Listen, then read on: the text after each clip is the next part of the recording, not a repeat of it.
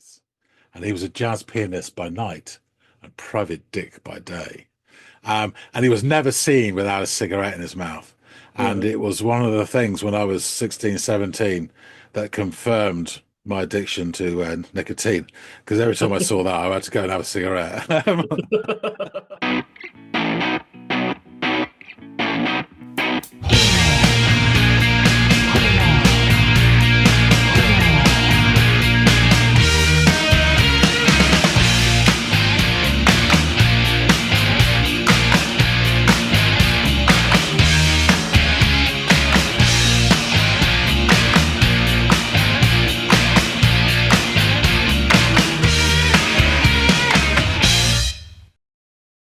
Everybody, and welcome to another episode of the Audiofiles.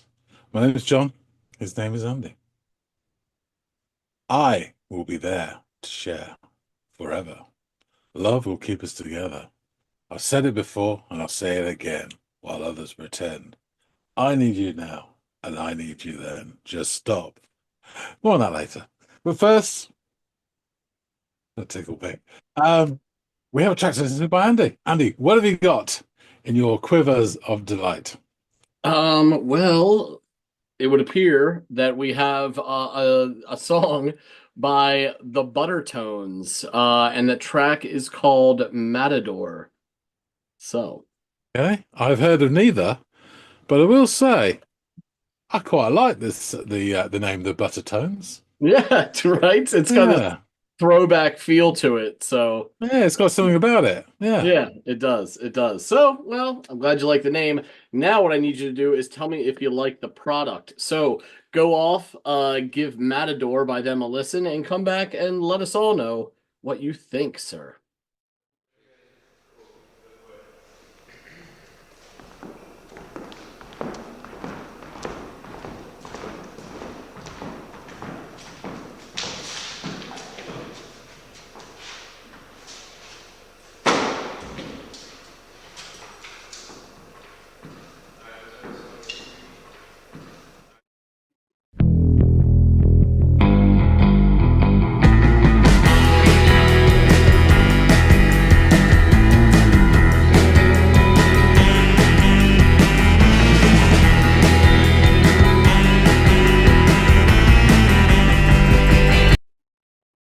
It's a really nice feel to this. Interesting. So you've got those lovely low tones from the bass, a simple drum sound, and then in comes this twangy guitar, sort of like surfer rock. I always say Dwayne Eddy because I'm lazy, but you know what I mean. And then this really nice sax over it as well. That's kind of a bit sort of seedy and sticky. Um, if you lowered down the twangy guitar, you'd almost get like that first album's psychedelic furs sound. Yeah, it's really interesting. It's got weird mixture because you've got it's almost like gothic tones, but there's sort of darker undertones, and then with the surfing never sounds. It always sounds quite old fashioned, sort of almost 50s, even though it's from the 60s. Um, yeah, just really interesting blend.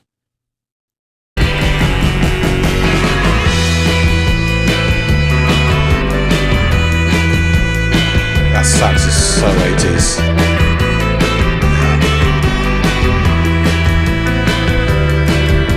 You can't erase a blank slate. You flip a coin to make your choice. It's been a while since you made your mark. You've gotten used to pissing in the dark, but you can't go back, so you just. I like the singer. He's got a little bit of the that kind of new wavy Jonathan Richman about him in the way he delivers some. It's not all straight, and there's the way he scans it. It's really nice. He doesn't have that sort of that goofy, nerdy appeal of Jonathan Richman. No, they're a bit too cool for school, these guys, which I don't mind. Yeah, this is all very good stuff. Built for a door on the current day, and a river of endless hallways. Your dull blade and your dusty attire can't bring back all those burning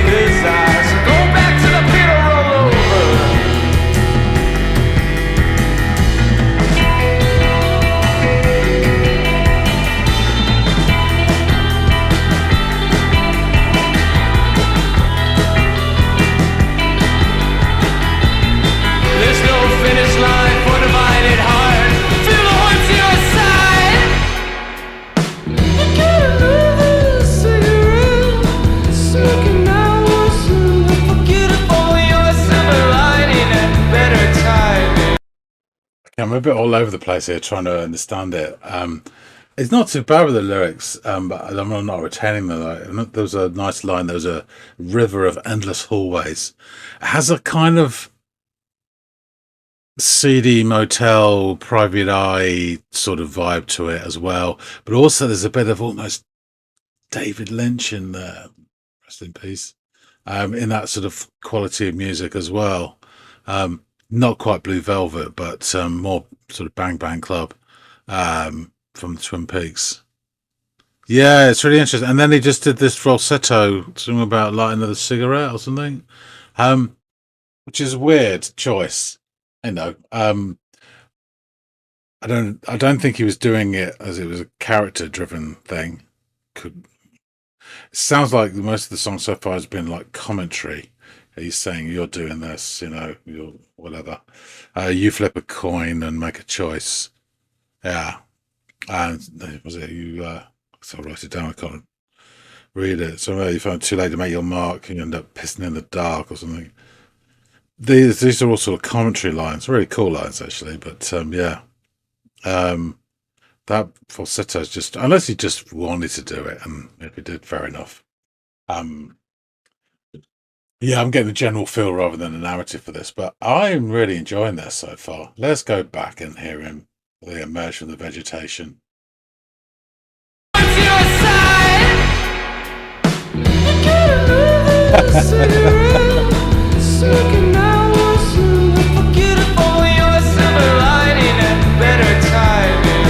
There's no crown for one on the way down.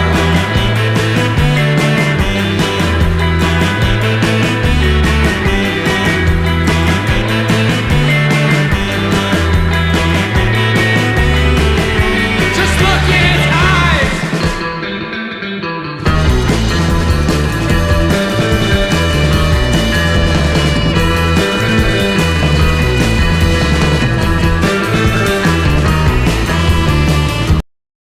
Now, by the magic of strobe lighting, we're in the nightclub scene of like a 60s TV show.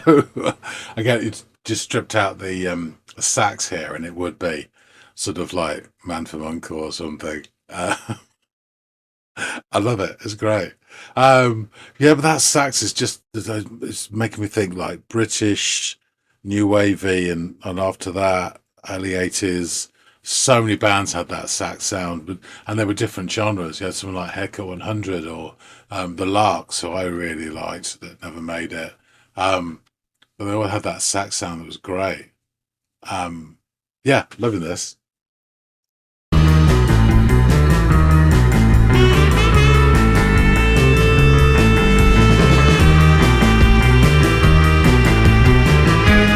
Intrigue.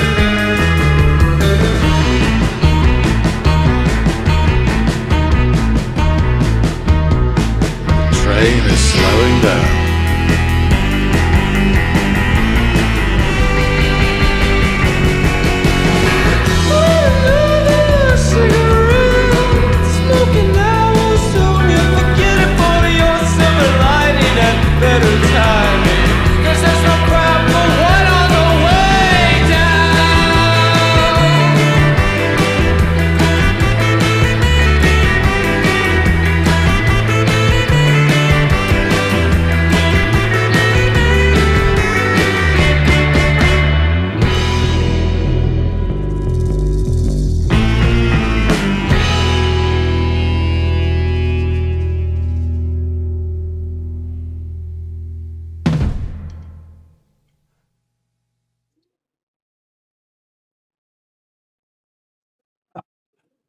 Yes, I think someone somewhere is a big fan of David Lynch.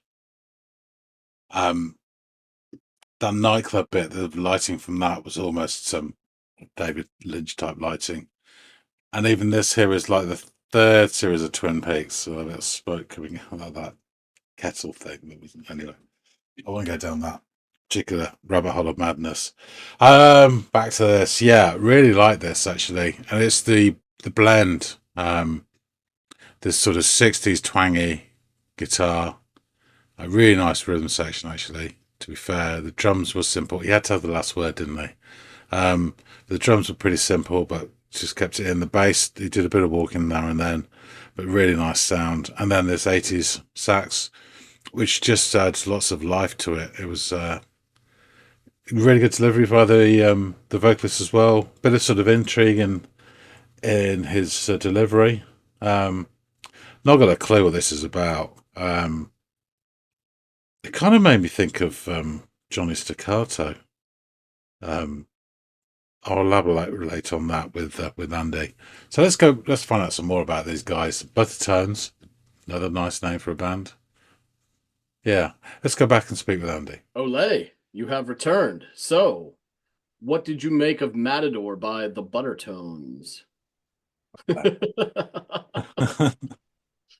So yeah, song starts off with their version of Avengers Assemble. Um, Looking back on it now at the end, I mean, even the sort of logo with the flick knife is quite old fashioned, as Yeah. opposed to sort of 90s Uzi or whatever. You got some dangerous biker gangs with flick Yeah. knives, and too much brill cream, stuff like that. It's just real kind of wholesome danger, as it were. Yeah. But anyway, I will say Compared to this before the go through the rest of it. I thought it was shot really nicely, and obviously it's in different parts and different styles actually. But it's really nicely done, the video. So it starts with this twangy surfer rock sound from the guitar, mixed in with some sawdy, sticky floored saxophone. And actually, I thought if you remove the twangy guitar or just slid it down the mix with that sort of nice bass as well, and the sax, it sounds like some early Psychedelic Furs, like from their first album. It's got the same sort of vibe to it. The sax becomes a bit more dominant, and it does remind me of plenty of British bands from the early 80s that used the saxophone. And they were from different genres as well, but they still had the same sound, the sax to it. And here it's the blend which is interesting. With this sort of, because I'm lazy, I'll say Dwayne Eddy type guitar, but that sort of twangy surfer 50s stroke 60s, sound. It's a really nice blend. And there's also a sense of like, and I thought this right at the start, and I thought it later on as well. There's almost like a sense of a bit of like David Lynch, rest in peace, sort of touch to the music. It would definitely be a band that would feature more in the Bang Bang Club, Twin Peaks, rather than Blue Bell or whatever. But again, more on that in a bit. So your man, the vocalist, comes in, and he has a really nice kind of new wave Jonathan Richman approach to the way he sings. Minus the sort of nerdy, goofy appeal that Jonathan Richman has, that you can't help but like him. He hasn't got that, but the way he sort of scans some lines is really quite interesting. And it has a kind of bit of that attitude, which sort of straight Jonathan Richman and the Modern Lovers songs have as well. And bizarrely enough, I was listening to a bit earlier today, Pablo Picasso and stuff like that. So yeah, I caught I caught a lot of the lyrics actually, but they didn't settle, as it were. They came in, that's in and out they went. I managed to scrabble down this bit at the start here, which says something about you flip a coin, you make a choice. It's been a while since you made your mark. Gotten used to pissing in the dark, roughly, which is a really nice little sort of bit. And the rhythm section does a really good job here. They're really holding it together. The bass in particular does a bit of wandering up and down, but I mean, they're also really, really solid. And it lets the guitar just sprinkle accents on the verse rather than the guitar driving the melody, as it were. It just gives that space, which is really nice. So at the end of the verse, we break for some sort of more surfy jangle goodness. And then for some reason, which escapes me, but I'm sure you'll explain, as they emerge from the vegetation, he sings a line in falsetto, or a line or two about something about another cigarette. And at first it made me wonder, is this choice he's made with the falsetto, is it, character driven, but I don't think it is because the rest of the song sounds like it's commentary. He's saying something about or addressing to someone. So I just think he did it because he felt like doing it, Mhm. which is, fair enough. Um, the sax comes back in to riff for a few bars, and then we're transported by the magic of strobe lighting to what feels like a nightclub scene from The Man from Uncle. Other 60s espionage TV series are available. But yeah, it's really the lighting again reminds me of David Lynch, the way that each band member sort of lit up, and that is quite Blue Velvet and a little bit of the terrifying Twin Peaks. But the whole thing's very swinging, and it has that sort of 60s vibe, and they sort of riff it a couple of times, the jazz and the guitar and the sax sort of riff together.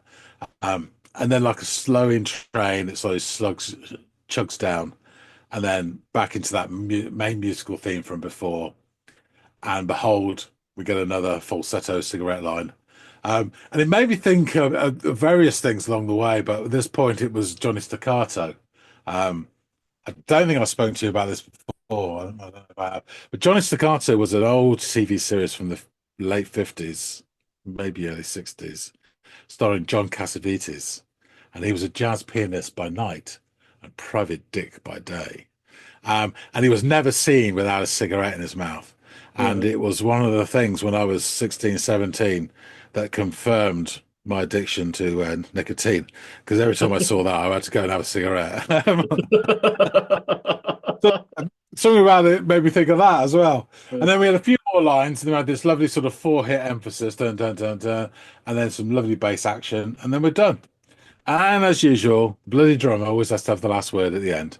Mhm. Um, so yeah, I found this really intriguing and really enjoyable. I wouldn't say it's like the song completely blew me away, but I really liked it.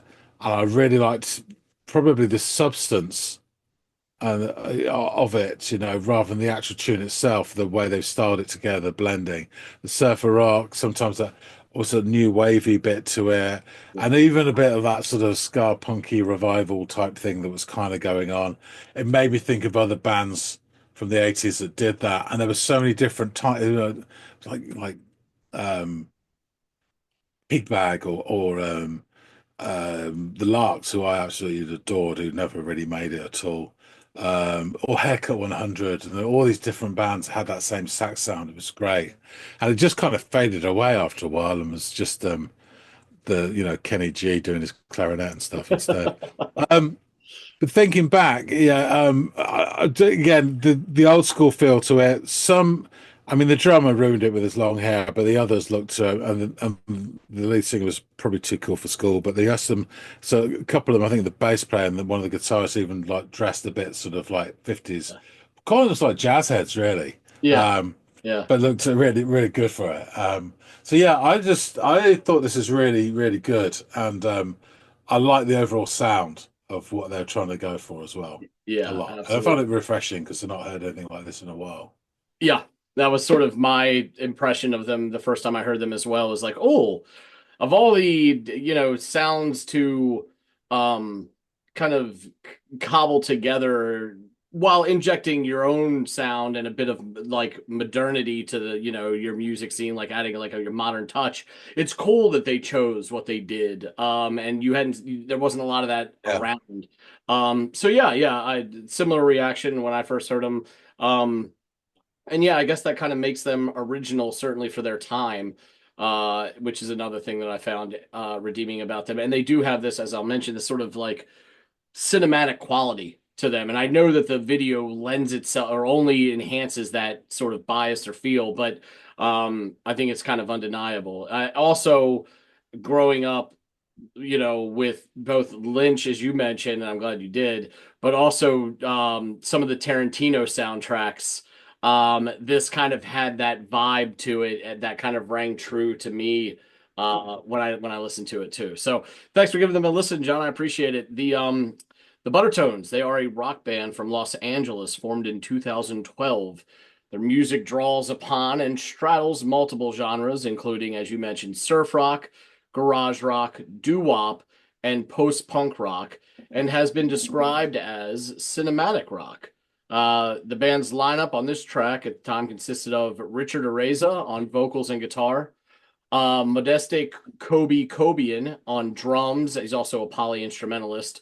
Sean Redmond on bass. Dakota Botker on guitar and vocals, and London Guzman on saxophone.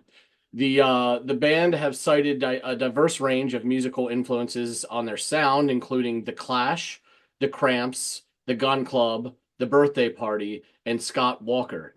Explaining that from the moment the sound from the moment a sound speaks to us, we tend to integrate it into our music as long as it's coherent with a whole. The initial band formation consisted of Richard, Sean, and Kobe, who met at Musicians Institute in Hollywood 2011. Richard was originally from New Mexico, Sean was originally from Washington, and Kobe was from Puerto Rico. This comes as no surprise, as LA is like 80% transplants. Bonding It's a over bit like Vegas, isn't it? No one's from Vegas either, you know. yeah, exactly. And the people that are resent all the people that clog up their roadways and all that stuff. Yeah, exactly.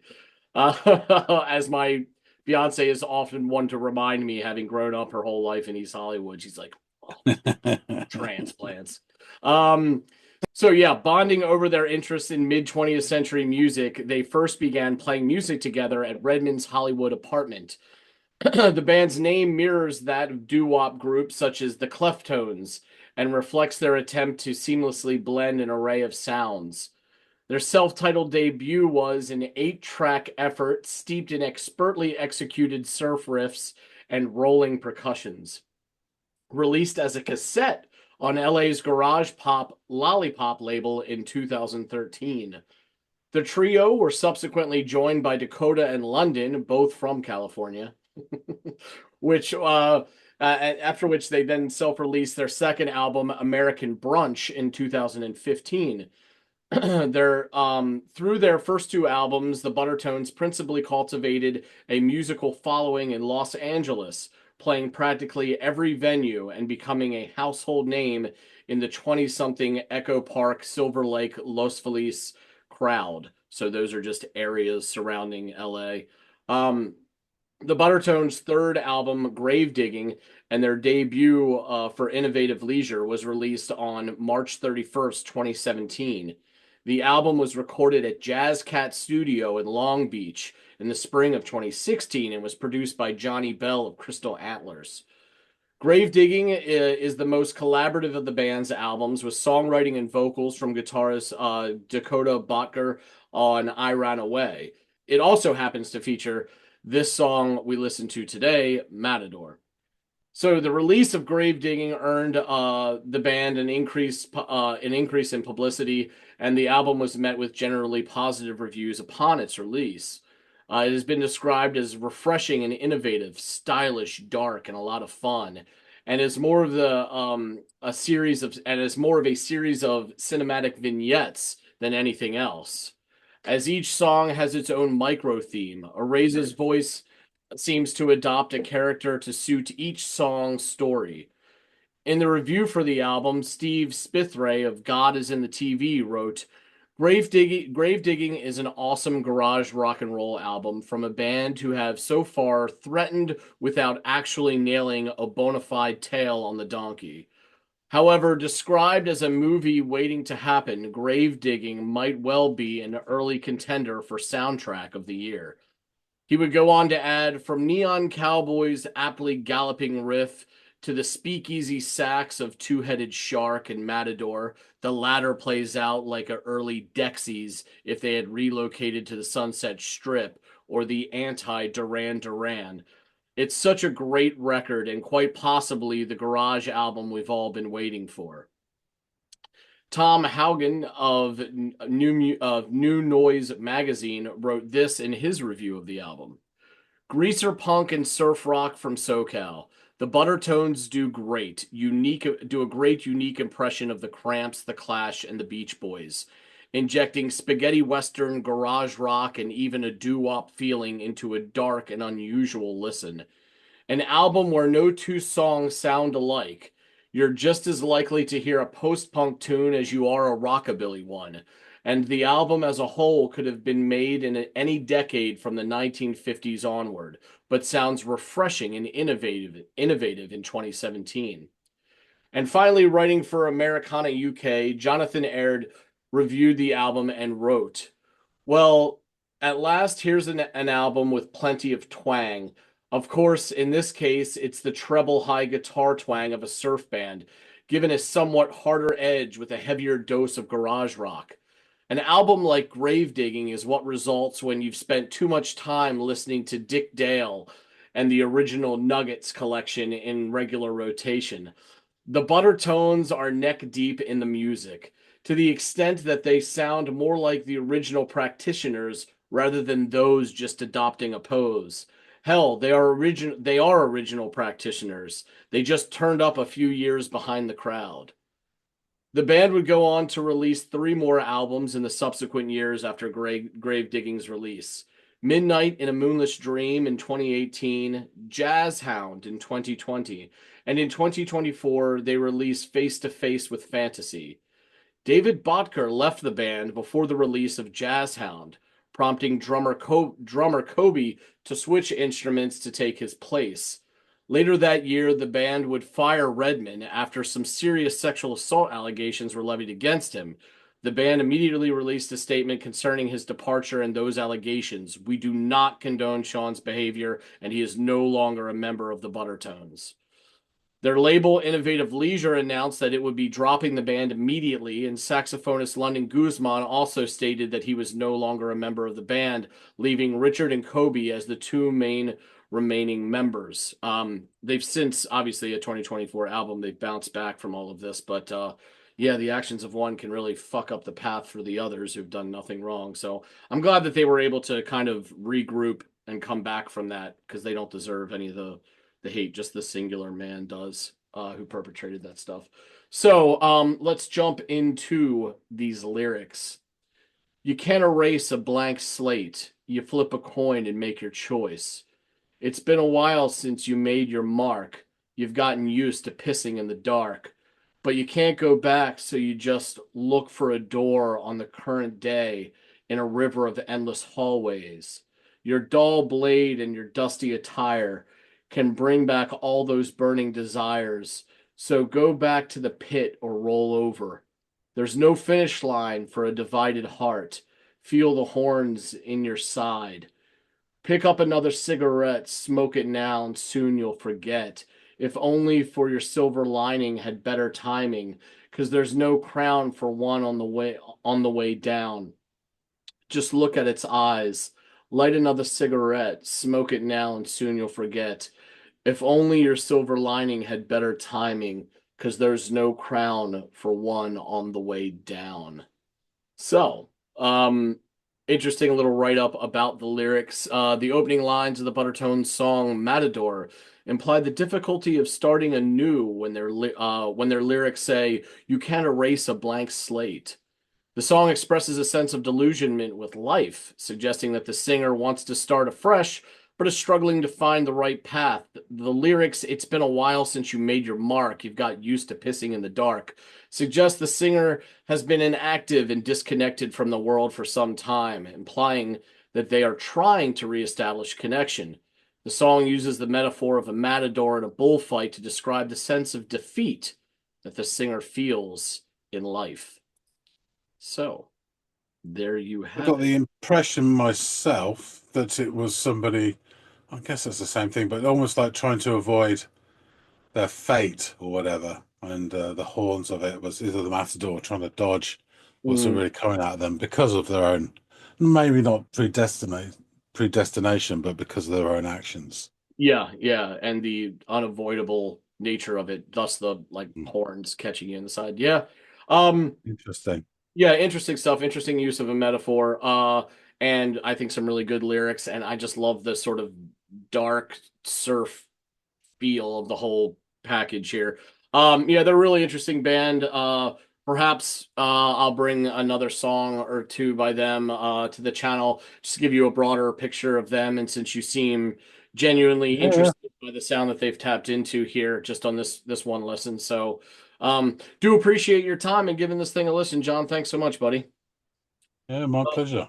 Excellent, excellent. Guys out there in the listening audience, please let us know if you're familiar with the Buttertones, if this is your first go listening to them.